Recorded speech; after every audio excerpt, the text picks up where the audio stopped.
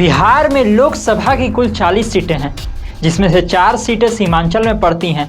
राजनीतिक दृष्टिकोण से ये चारों सीट का महत्व काफ़ी ज़्यादा है। ये सीटें किशनगंज, पूर्णिया, अररिया और कटिहार हैं। आज बात पूर्णिया सीट की करेंगे। पूर्णिया सीट पर कभी कांग्रेस का एक छत्र राज हुआ करता था, लेकिन समय के साथ इस सीट की सियासत और समीकरण में बड़ा उलटफेर हुआ।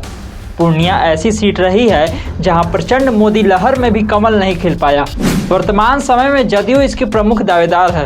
पूर्णिया लोकसभा सीट के बारे में आपको विस्तार से बताएंगे, लेकिन उससे पहले नमस्कार, आप देख रहे हैं पंचतत्व और मैं हूं आपके साथ अनिकेत पाठक।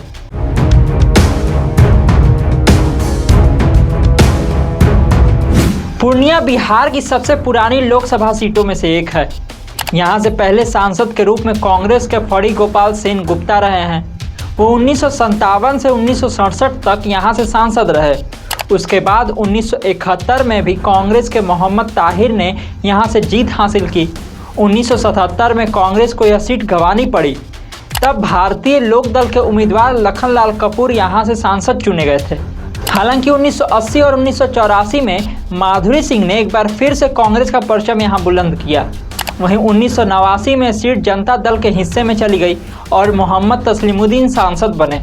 1991 में यहाँ निर्दलीय उम्मीदवार के रूप में चुनाव लड़ रहे पप्पू यादव सांसद बने।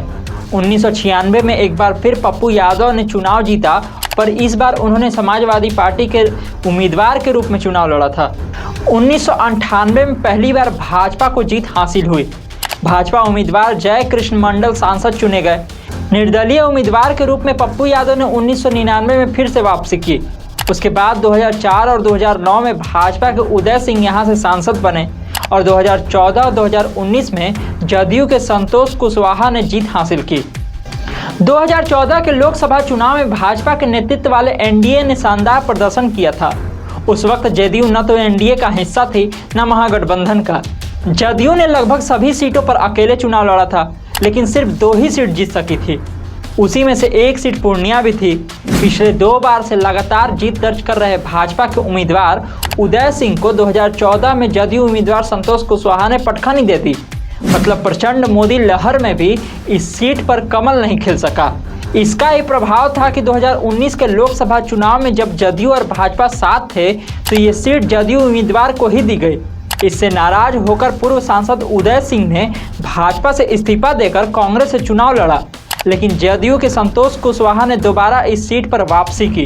यही कारण है कि जदयू का दावा इस सीट पर काफी मजबूत दिख रहा है। पूर्णिया लोकसभा क्षेत्र में आने वाले विधानसभा क्षेत्र के बारे में भी जान लेते हैं।